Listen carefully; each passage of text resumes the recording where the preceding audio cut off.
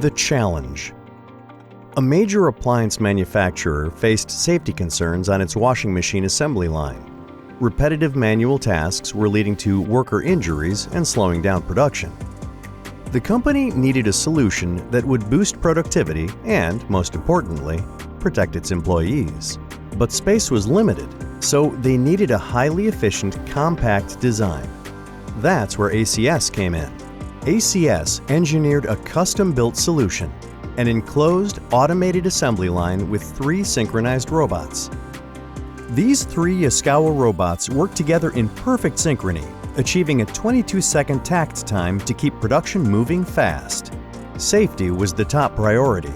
The system features virtual barriers, interlocking doors, and smart safety zones, eliminating ergonomic risks and protecting operators while they restock parts from outside the enclosure.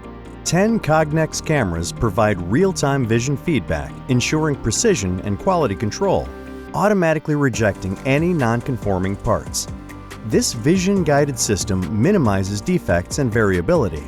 ACS's engineers optimized the design for tight spaces by lowering the conveyor and using vertical part towers, all without requiring any structural changes to the existing plant.